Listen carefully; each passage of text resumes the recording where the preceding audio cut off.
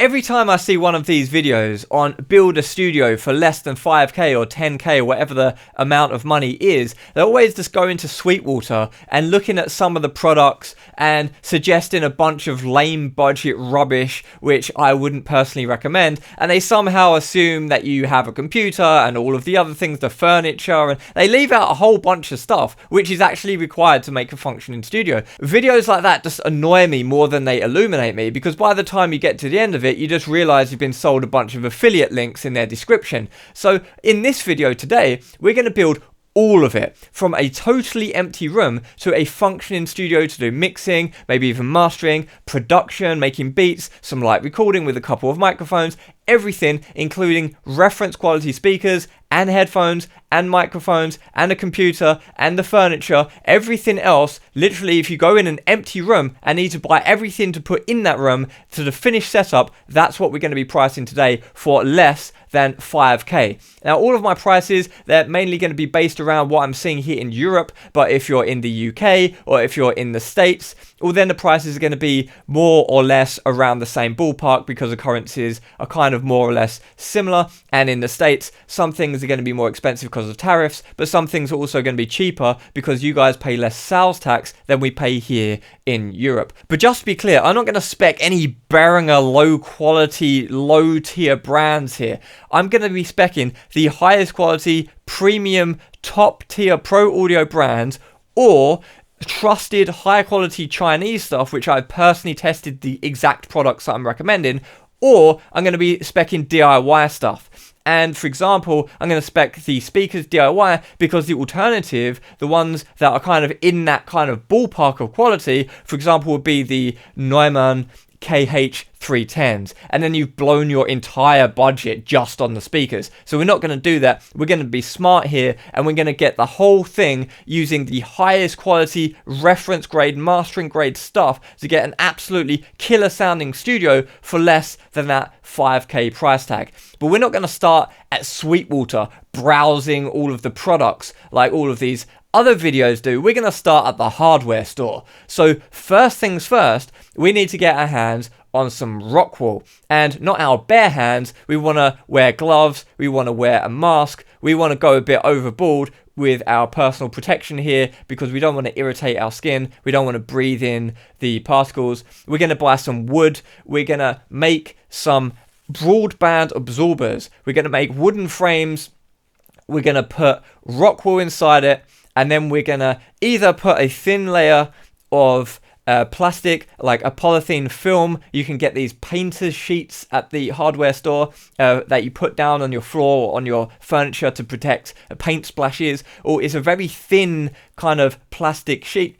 And if you put that over the Rockwool, it will keep in the Rockwool fibers before you then staple the material over the front. And I've done that for years, and many people say, but that doesn't work, it fails the blow test. The absorbers that I have here have the thin polythene layer in them, and it doesn't do anything to block the bass. Maybe it will reflect at 10k, but we don't care about 10k. Just get any material and staple it on the front. Now, this completely depends on how big your room is, how many absorbers you're going to build, how thick you're going to build them, what the dimensions are of the Rockwool that you can get your hands on. I recommend the bats and not the rolls. It's easier to work with, but the bats in Germany are different sizes to the bats in Spain, and there's all different sizes, and in America you've got inches instead of centimeters and millimeters. There's all different sizes, so I'm just going to say here a ballpark kind of figure.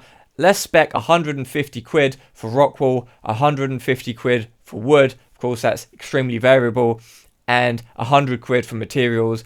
So 400 quid. And then let's even put down 20 quid for some staples, some dowels, some wood glue. 420 quid to make some absorbers. You should be able to make some absorbers for 420 quid. You probably should be able to make all the absorbers I have here for 420 quid if you do the job properly. And if you go on the internet, you go on Thomann or something and look at some of these broadband absorbers, you get like one high quality broadband absorber for 420 quid. We're making the whole room's worth for 420 quid. Next up, most people skip this in their studio videos. They're looking on Thomann for microphones and stuff like this, on Sweetwater. we need a computer to do any work. You need to actually get a computer. So the ones that I recommend, I'm starting to go off Apple now, to be honest, but the Mac Mini M4 is still an absolutely outstanding deal for the piece of hardware. Problem is, the operating system that I prefer nowadays, Omarchy Linux, which is based on Arch Linux, that doesn't run on the latest M4 Mac Minis. So if you're intending to run Linux at some point, then maybe don't get an Apple Mac Mini M4. Get some kind of like Ryzen mini PC or something. It's probably a bit cheaper. But anyway, whatever you go with, we're going to spec 700 quid for the actual computer. And that should get you enough computer power nowadays. Computers are so fast nowadays. If you think you need some kind of Mac Studio or some kind of all singing, all dancing thing, no you don't. Because I still work sometimes on my 2015 MacBook Pro. And that thing is orders of magnitude slower than some of the stuff on the market now. And it's fine. And so the main thing, though, for some of these mini PCs, especially the entry-level Mac Mini, is you have to pay an enormous amount of money to upgrade the storage. And you run out of storage pretty quickly. 1 terabyte, however much space you get in the entry-level Mac Mini isn't very much. So I'd recommend buying a 1 terabyte SSD to get a bit more storage there. And let's spec 160 quid for that. Next up, we're going to have a sensible keyboard. We're not going to go with some cheap nonsense from Amazon. We're going to get a proper keyboard, because this is our main method of inputting data into our computer. Apart from the mouse, the keyboard, I prefer using the keyboard. Power users, no shortcuts. And with a decent keyboard, you can really work the software way better. I recommend a decent keyboard. So we're going to spec here a Kinesis Advantage 360, or we're going to spec a Dygma Defy, something decent. So I'm going to say 600 quid. Now, some people are going to say 600 quid on a keyboard. What you want about? I could spend that on some audiophile cables or some power conditioner thing that I don't need. Some nonsense. No, don't waste your money on nonsense that doesn't matter. Waste your money, or spend your money, on things that actually make sense and increase your productivity and make a difference to your life. When you're working on your computer, what are you touching the whole day? You're not touching the computer itself, like the mini PC or the Mac Mini. You're not touching the Mac Mini. You're touching a keyboard and you're touching the mouse. So you need a good one.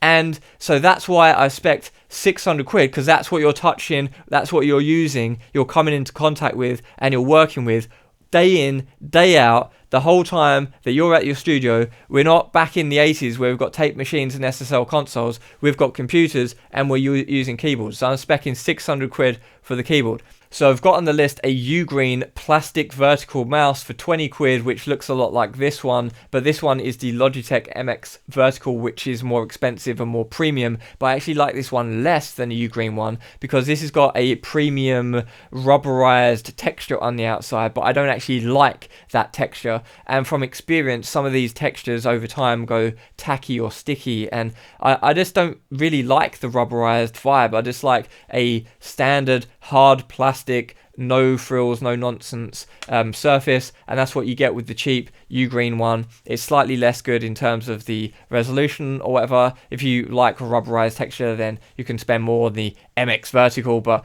the important thing here is that your hand isn't in pronation. Your hand is like this, like a handshake posture, and not flat like that, because it's in pronation, and then you're going to get a less ergonomic feel with the mouse, and you're using this all day as well as the keyboard, so it's important to get that right.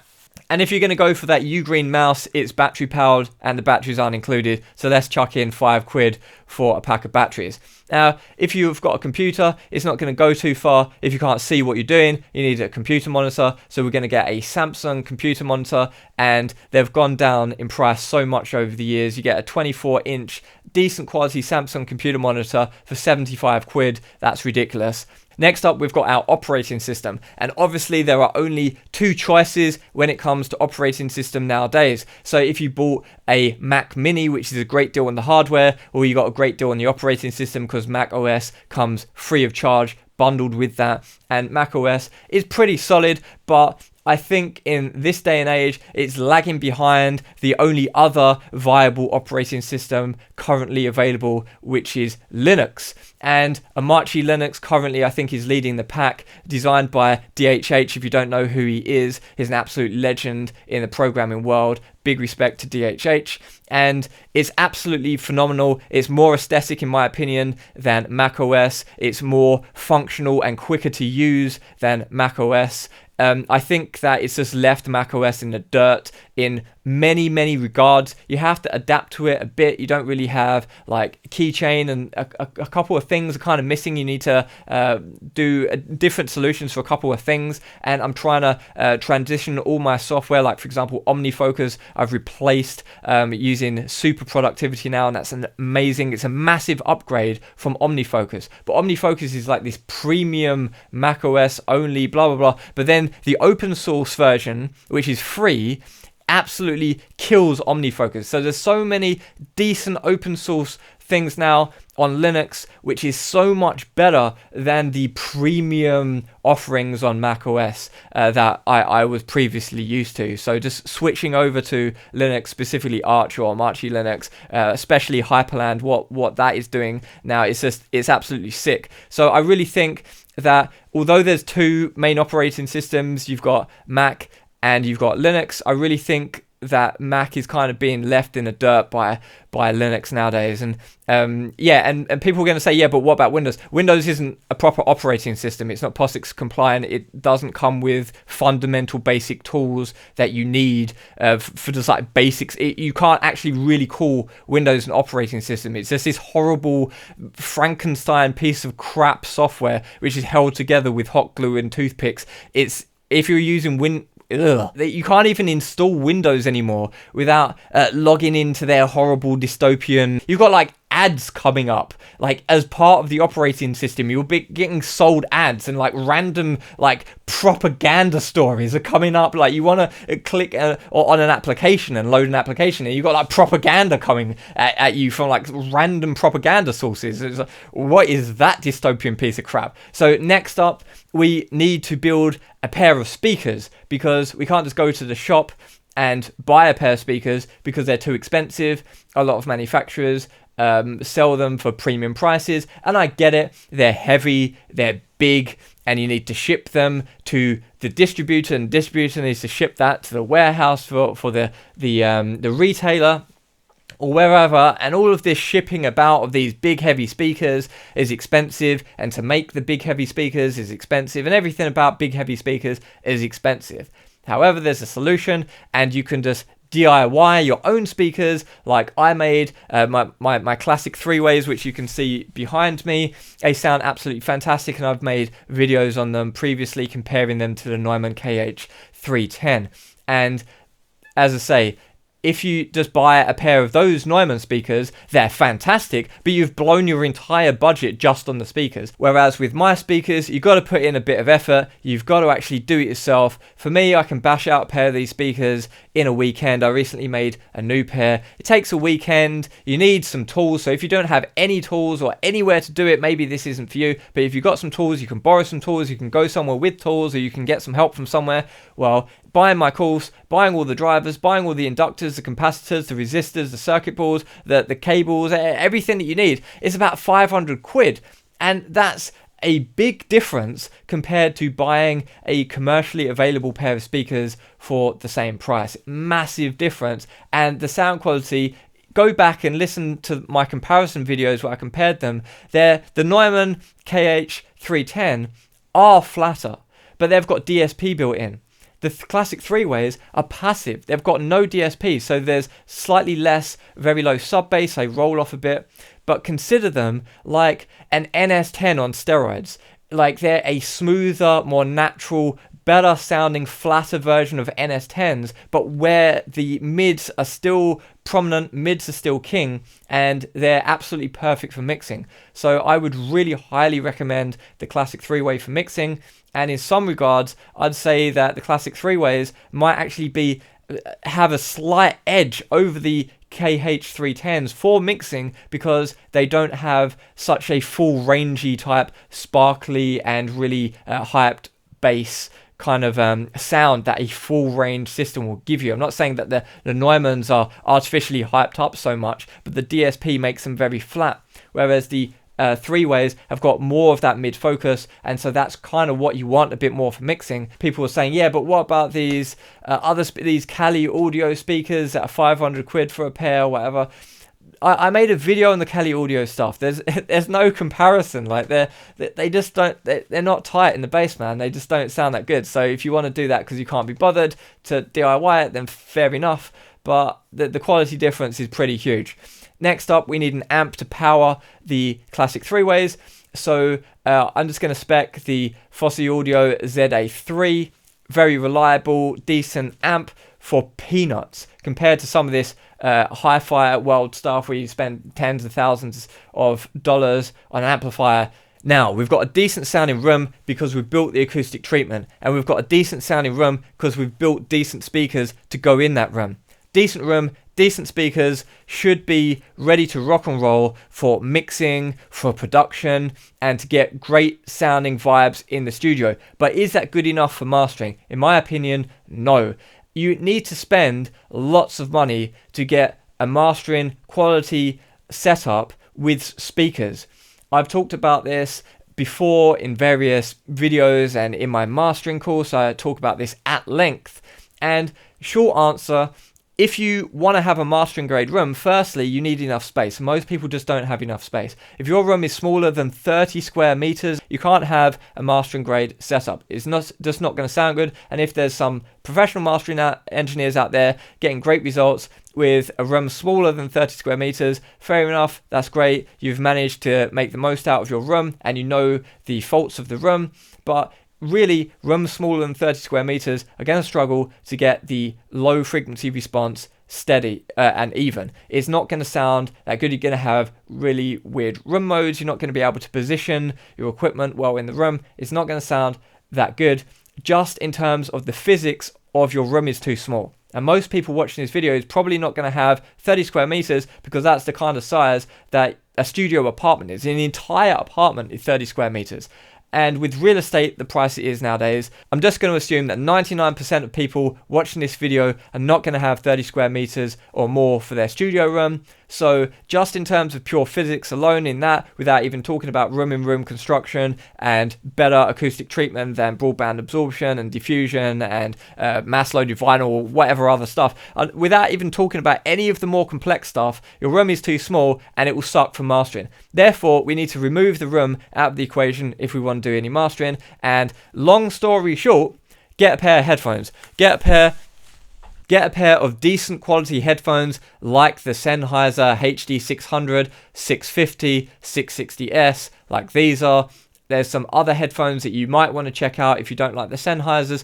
You might want to check out the Olo headphones, the X1, if you like the wood and the kind of like semi-open design and what they've got going on there with the aesthetics and everything like that. But for me, I've not really found a pair of headphones which is better than the HD 600 in terms of linearity if you can get used to the slight roll-off in the bass. Again, it's putting more emphasis on the mids, and with the classic three-way, it's putting more emphasis on the mids because that's where the important factors are in the mix. And for mastering, you can certainly do mastering using HD 600 headphones, contrary to what many people believe, if you know the headphones well enough. Now, that is a big if. It's very difficult to know the headphones well enough, and there's a lot of ear training you need to do. And if you want to know more about that, then you can buy my mastering course, which is fairly expensive. At some point, I'm going to make a cheaper one that's more for a broad audience instead of just being a B2B product. But anyway, that's getting a bit off topic. Headphones, get some Sennheiser HD 600 headphones if you want to do something like mastering, if you want to have greater accuracy than what is going to be available in your small room. Next up, we need an audio interface. Obviously, incredibly important so we can actually hear what we're working on the computer, send audio to our speakers, to our headphones, and record audio in from microphones into our computer. So we need to pick something that's going to be sensible. And I've said previously, you can get stuff for like 100, 200 quid that is sensible from Focusrite or whoever. It doesn't really matter that much. And so we could select something like that. However, I have spec'd In this case, a Motu Ultralite Mark V, which is a serious piece of kit. It's professional level. It costs 800 quid, so it's not cheap. You might be thinking, okay, why have you gone for that? It's a bit expensive. Shouldn't you have just gone for something for 200 quid from Focusrite and then we could spend more money elsewhere? No. The reason why I've said this is because the title of this video, I'm going to entitle it something like Mastering Grade Setup for less than $5,000. Or if we want a mastering grade setup, like I've just said about the headphones, we need to remove the room from the equation, because you've probably not got a mastering grade room, because that's going to cost tens of thousands at least to have a mastering grade room, and you need the real estate to have, so it's not happening. So we need the headphones. So we need the headphones to be mastering grade as well. Well, I've spec'd the Sennheiser HD 600 or 660 or 650 or whatever you want to get, that is actually decent, but we need to have those headphones calibrated. Most of the audio interfaces on the market, like this for example, the Focusrite Claret 8 Pre, that's not cheap either. That's 800 quid or even more than 800 quid depending where you are in the world. But that just has a potentiometer for the headphone output. That's crap. That's nonsense. You can't work like that for high quality headphone monitoring. You don't know what level you're monitoring at, and every time you touch it, it's a different level. What rubbish. And it's not even got that low impedance outputs. It's not good at all. So for headphone monitoring, that is junk. I don't use that at all. And so why are you going to spend all this money on an audio interface if it's got a junk headphone output? You shouldn't do. And why are you going to get a cheap one if you need to do high quality reference grade stuff if you've got the same problem? Well, now you spent less money, but you've got the same problem. So now what you're going to have to do, you're going to have to spend more on your cheap audio interface to get one with the digital output, coaxial SPDIF output, or ADAT output or something. And then so you can buy a Fosi Audio ZH3 or something, so that then you can get a calibrated headphone output. But then once you've done that, you've bought that unit, and you've bought the other unit, and you've bought the cables, and you've connected together, and then you've got two things that stacked on top of each other, and you've got this kind of like hybrid setup just for your headphones. Come on, let's just get a sensible audio interface that has a digitally calibrated headphone output level. And the Motu Ultralite Mark V has that. Well done. Thank you, Motu. Thank you that you've done something sensible, like all of the rest of the audio interface manufacturers, even SSL, even Audient and Focusrite, and all these people who otherwise make good stuff. They absolutely fail when it comes to headphone outputs. Can't you just do a digitally calibrated headphone output? And the Motu Ultralite offers you that. Thank you. Just trust me, bro. You need digitally calibrated headphone output. The only other thing that I can think of from the top of my head is the RME Baby Face, is it called? I think it also has a digitally calibrated headphone output. I'm not sure how good it is to calibrate it, whether it's I don't really know. I haven't really used the Baby Face. Maybe you can look into that as well. But RME otherwise are pretty solid as well. So we're going to spend 800 quid on the Motu Ultralite here. Next up, we need some microphones. Should we go out and buy some Neumann thing for loads of money? No. In my previous video that I did comparing a Sennheiser MD421 to an AKG C414 to a takstar tax something or other, I did a poll and people preferred the takstar microphone, so let's spec one of those. I think it's 60 quid and it comes with a pop shield. So for the next one, I think everyone should have a Shure SM57. We're not going to go with the Behringer ripoff for 10 quid or whatever. We're just going to spend 110 quid and get the proper premium original Shure item, because we're not cheapskates here. We're going to spend our money in the right places, and I'd rather spend 110 quid with Shure than give the horrible Behringer people their 10 quid for their plastic crap. Next up, we need some microphone stands. And some people say, well, you need to get decent microphone stands. You need to spend a couple of hundred quid per microphone stand to get solid microphone stands. Well, I'm not going to do that. I'm going to spend 30 quid on two low quality plasticky microphone stands, because it doesn't matter, who cares. And when they start falling apart, then we can spend 9 quid on some gaffer tape, or however much that costs, to gaffer tape them back together, because it doesn't really matter, who cares, as long as the microphone is held up. then that's fine. The only thing I'd say is there are some extremely low quality microphone stands made out of complete, like the actual mechanism to where you do it up is made out of plastic, but that just cracks within like the first day, and then like the thing just like falls down. If it's like a boom one, it just falls down. So that's completely nonsensical. Don't get that. It needs to have a metal the actual plates with the rubber in between it. It has to be like metal plates with rubber in between and a metal thing to do it up, but you can get one for 15 quid. Next up, we need some cables. Now, I made a video recently where I'm sending signal through a banana and vinegar and all sorts of stuff, but that was just a bit of fun. At the end of the day, long story short, you just need cables that are made out of copper. Now, that sounds a bit silly because most cables are made out of copper, but some of them are actually copper-clad aluminium.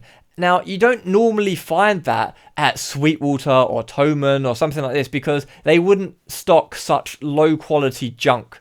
But if you go into some of these, like around here, you have these Chinese stores, and you go in there and you get PVC cables that stink of PVC, and inside it's copper-clad aluminium. It's the lowest quality junk possible, and I don't recommend that at all. If you have that kind of stuff, then no, that's I don't recommend that for health reasons or in terms of the actual quality of the cable at all. But if there's actually a cable which is sensible and it's not some health hazard and it's made out of copper inside, you're good to go. So we can spend 15 quid on a pair of XLR cables for our microphones, and we can spend 15 quid on XLR to TRS jack cables for connecting our Motu audio interface, which has jacks, to our fosi audio ZA3 amplifier, which has XLR input, so it also has RCA, so you could do jack to RCA or jack to XLR, whatever you want to do.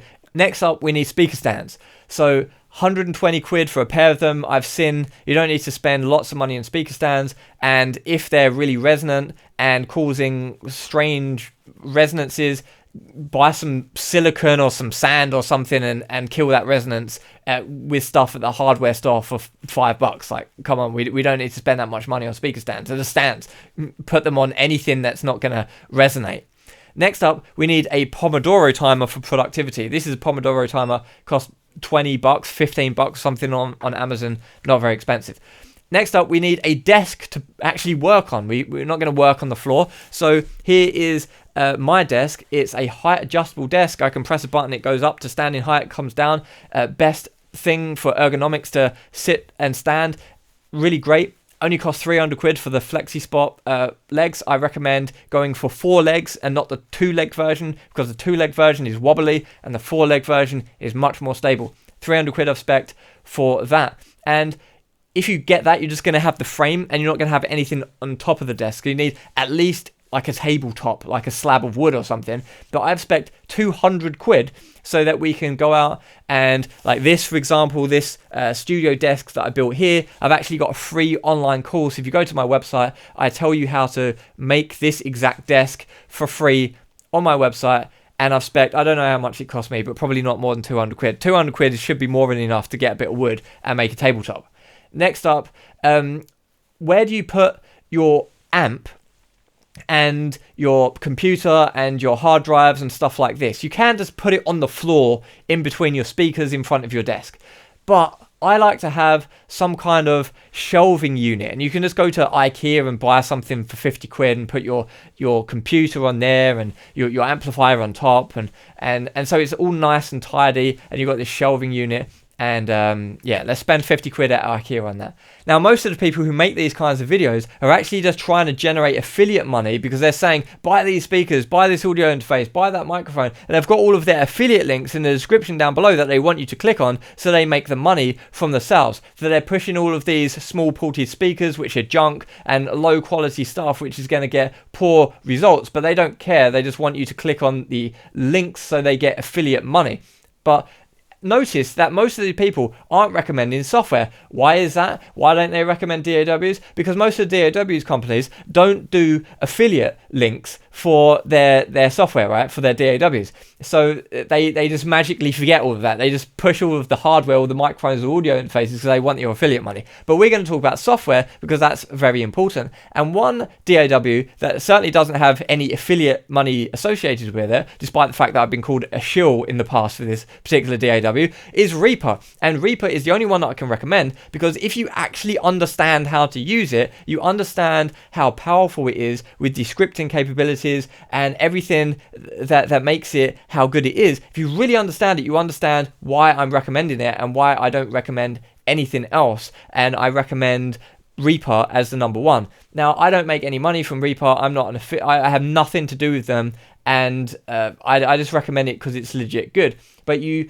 problem with Reaper is you buy it, when you buy it like FL Studio or something, you get all of these pretty looking stock plugins, and you can do a lot with these pretty stock plugins. And you've got Ableton, you've got all the stock plugins, and they're all great stock plugins. But when you buy Reaper, you kind of got a bare bones DAW, and the stock plugins consist of really ugly old school stuff that hasn't really seen an update in 10, maybe 20 years in some cases. Now, despite that, there are a couple of plugins in Reaper that might look a bit ugly, but are actually quite good. Like, for example, the redelay plugin is a pretty sick delay, and you don't really get that power of the redelay plugin in some other stock plugins. So I can really recommend the redelay plugin, and some of the reverbs and the chorus effects, the JS chorus effects and flanges, and some of the distortions and the oscilloscopes. And there's many things that actually, if you dig within all of like the hundreds of JS plugins, there's some actually pretty good stuff. And there's a community of plugins that you can get for free in the JS format online in the Reaper stash, that you can get a lot of stuff. But there's some stuff that you just need to pay for to get actual premium decent quality stuff, and one of the things is a dynamic EQ. I don't feel like dynamic EQ is a sole problem in the stock plugins at all in Reaper. So I would recommend, for now, until I make something better myself, which I intend to do at some point, I would recommend the best one currently on the market, in my opinion, is TDR Nova. Skip the Fab Filter stuff, go for TDR Nova and get the Gentleman Edition. Now, the Gentleman Edition is 60 quid. That's the same price as Reaper. Reaper costs, for the individual license, 60 quid, and TDR Nova costs 60 quid. Now, you might think you're getting a whole DAW for 60 quid, and I'm just spending 60 quid on one single plugin. Yes, but it's a very important plugin, so there you can spend 60 quid on a plugin as well. And the same with compression. I personally think the best compressor plugin in the world is Curvature. I'm biased because I made it, but I made it because I wanted to make something better than everything else that I saw. Therefore, in my personal opinion, it's the best in the world, because if it wasn't the best in the world, I wouldn't have made it. I wouldn't have been like, yes, this is what I wanted. Everything else didn't do what I wanted, so I made this to do exactly what I wanted. And so it's better than all that other stuff, but it's not the best. Of course it's the best in the world, because otherwise I wouldn't have made it exactly the way that I made it. And it's not even done yet, because there's 5 more algorithms that I'm going to be releasing at some point. I'm going to have a multi-band compressor in there. It's going to be done in a bit of a more unusual way than you might have expected. But there's a few algorithms that I've yet to release. I think I'm going to release a gating algorithm, a few other things. But I would say that Curvature is 49 quid. I'd say Curvature is the best compressor plugin in the world from my point of view. You might disagree with me, so I think it's worth 49 quid. The same way that TDR Nova, it costs even more, it costs 60 quid. I think that is currently the best, until I surpass that with my one that I haven't released yet. Now, that might come across big-headed, but you've got to have some confidence in this game, and I'm very confident in my Curvature plugin. Now, next up, we have a table, but currently we're just standing up because we have nothing to sit on. So we need to go to IKEA or wherever else and buy a chair, and I've budgeted 120 quid. You should be able to get something for 120 quid. Next up, we can't plug anything in because we've got maybe 1 or 2 sockets on the wall, and now we've got a whole bunch of things that we need to plug in. So we need a multi-way extension lead, and I've budgeted 30 quid for that, which is maybe even slightly exaggerated here. And some people like to play stuff in on keyboards, or move some kind of knobs or faders for automation in their DAW and have some kind of control surface thing. I don't personally like to do that. I just like to insert points and do stuff with my mouse and keyboard in a DAW and use a piano roll. I've got the Harpex sequencer here from Squarp Instruments, which I think is absolutely incredible if I want to do sequencing hands-on way, but I'm not going to spec a Harpex that's like over €1,000 for that bit of kit. But I thought I would spec a kind of like keyboard with a few dials and switches on it. So the Arturia MiniLab 3, it costs 91 quid. It seems like the kind of thing that some people will be happy with. Be honest, I don't really use stuff like that. I bought them in the past and didn't really use them.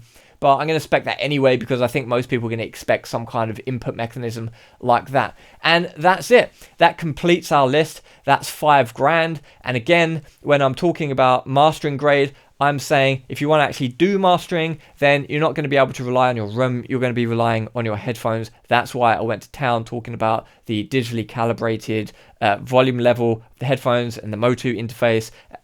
We've discussed all that in the video.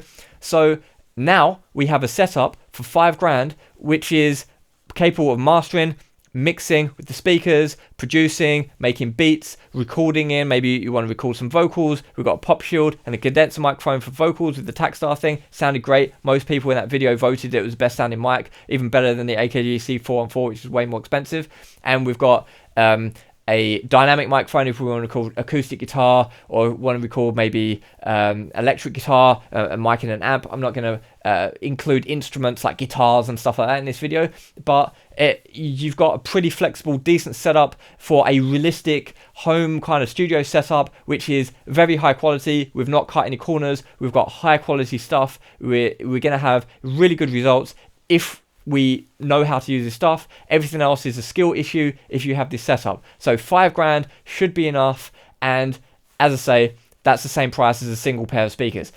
And some pairs of speakers cost $100,000. So for $5,000, this is a pretty kick-ass setup. And I think this is going to outdo most of those click my affiliate link type content of these lists that I've seen on the internet floating around before. So I hope you got something out of this video. And if you're a Windows user, I don't really apologize for offending you. I think you should probably install Omarchy Linux.